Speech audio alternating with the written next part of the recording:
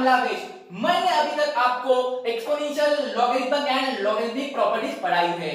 तो बच्चों इसी कंसेप्ट के ऊपर आपका जेईई एडवांस आपसे क्वेश्चन पूछ रहा है, तो आप समझ सकते हैं बच्चों जो मैंने अभी तक पढ़ाया है वो कितना इंपॉर्टेंट है। तो चलो बच्चों इसी कंसेप्ट के ऊपर हम जेईई एडवांस का एक प्रॉब्लम देखते हैं। तो क्या है प्रॉब्लम बच्चों? तो वैल्यू ऑफ दिस एक्सप्रेशन। तो हमें क्या करना है, इस एक्सप्रेशन की वैल्यू फाइंड करके बच्चों, ठीक है। अब कैसे फाइंड करेंगे?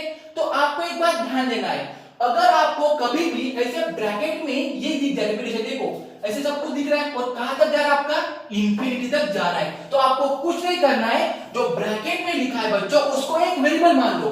जैसे यहां पर मैं वेरिएबल मानूंगा, ध्यान दो, इसको मैंने माना p, तो p आपका क्या है 1 डिवाइड बाय 3√2 अंडररूट में ऐसे जा रहा है आपका, फिर क्या आपका 4 माइनस 1 डिवाइड बाय √2 और फिर से वही ब्रैकेट 4 माइनस 1 डिवाइड बाय 3√2, फिर से ब्रैकेट कहां तक जा रहा है आपका, ऐसे ऐसे इंफिनिटी तक जा रहा है। कहां तक जा रहा है? इंफिनिटी जा रहा है। तो बच्चों मुझे आप एक बात का आंसर दो, अगर मैंने समंदर में से एक डिब्बा पानी निकाल लिया तो समंदर को कोई फर्क पड़ेगा क्या? बिल्कुल नहीं भाई साहब, वो तो समंदर है। वैसे यहां पर मुझे एक बात बताओ, अगर मैंने यहां से यहां तक छुपा लिया, ठीक है, यहां से ऑब्जर्व करो, यहां तक कितना छुपा लिया, तो अब यहां से ऑब्जर्व करो, क्या आपको वही दिख रहा है p? यहां से ऑब्जर्व करो ना, क्योंकि इंफिनिटी तक जा रहा है, तो अगर मैंने इतना निकाल लिया तो कोई फर्क पड़ेगा इसके ऊपर? बिल्कुल नहीं। तो आपका ये p है, तो आपको क्या करना है, फिर इसको p लेना है 1 डिवाइड बाय 3√2 अंडररूट में 4 माइनस p, ठीक है, बाहर ले रहा है p लिया, फिर कुछ नहीं करना, इसको इधर लेके जाओ, ये आपका क्या बन गया √2p 4 माइनस p।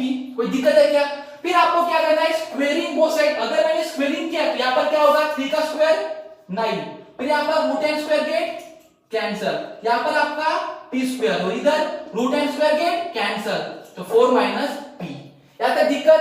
बिल्कुल नहीं, ठीक है। फिर आपका क्या है यहां पर 18 p स्क्वायर, इसको इधर लेके आओ, plus p minus 4 equal to 0। अरे है ना, यहां तक बात क्लियर है ना? फिर आपको पता है कितना हो गया आपका, माइनस 18 इंटू माइनस 4 माइनस 72 और इधर 1, तो रूट क्या बने 9 इंटू माइनस 8, तो ये आपका 9 माइनस 8 1, ठीक है। फिर आपका क्या बन गया 18p square minus 9 plus p minus 8p minus 4 equal to 0, ठीक है।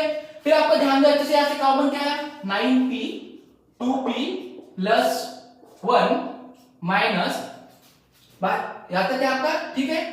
फिर आपका यहां पर क्या है 4 बार, फिर क्या बचा 2p प्लस 1 इक्वल टू 0। तो इससे आपका क्या आ गया बच्चों 2p प्लस 1, यहां पर क्या आपका 9p माइनस 4 इक्वल टू 0। तो p की वैल्यू आपके पास क्या है बच्चों, यहां पर -1/2 और इधर क्या है आपकी और में p 4/9। यहां तक बात क्लियर है? ये दो वैल्यू है, ठीक है।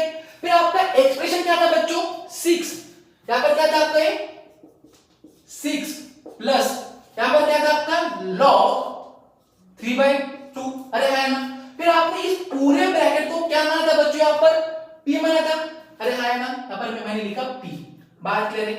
अब मुझे एक बात बताओ, आपके पास p के दो वैल्यू है, एक p की वैल्यू है आपकी -1/2 और एक है p 4/9। तो अगर मैंने p की वैल्यू यहां पर -1/2 लेता हूं, तो आपको पता है मैंने लॉगरिथमिक डेफिनेशन में आपको बताया है, तो लॉग का जो आर्गुमेंट होता है बच्चों वो कभी भी आपका निगेटिव नहीं होना चाहिए।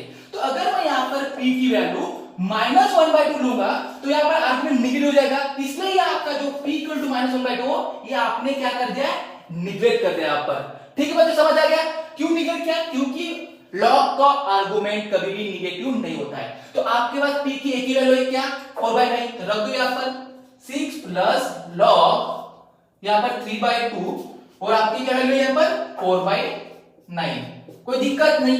फिर मुझे बताया यहां पर 6 प्लस log 3/2 और इसको आपका क्या हो गया 2 3 का होल स्क्वायर, अरे आया ना। फिर से प्रॉपर्टी सर पे बैठा है, मैंने बताया था आपको सर पे बैठा है, तो भाई देखो बात, तो आपका क्या बन गया 6 प्लस 2 log 3/2 और यहां पर आपका क्या है 2/3, अरे है ना। बात क्लियर है? अब आप ध्यान रखो इस यहां पर मैं थोड़ा रफ वर्क करने जा रहा हूं। तो आपको मुझे कोई बताओ, अगर मैंने यहां पर log ab लिखा, ठीक है, कोई दिक्कत यहां पर है, log ठीक है, ए बी लिखा मैंने यहाँ पर, एक मिनट रुको बच्चों, यहाँ पर मैंने लिखा बी डिवाइड बाय ए, ठीक है, कोई दिक्कत है? अब मुझे हमें बताओ, अगर मैंने इसको log 1 ए और बी को मैं नीचे लेके आया, कोई दिक्कत है? फिर अगर मैंने इसको उठक के ऐसे लिखा log A divide by B -1, कोई दिक्कत है क्या? इसको पूरे को उठा के ऊपर रखा है, -1 है, वैसे मैं यहां पर करने जा रहा हूं, ध्यान दो, 6 + 2 log 3/2। अगर मैंने इसको पलट दिया, मतलब मैंने यहां पर 3/2 लिखा, तो ये क्या होगा आपका? -1 ऊपर आता है। ये सिंपल सी बात समझ है आपको? है ना?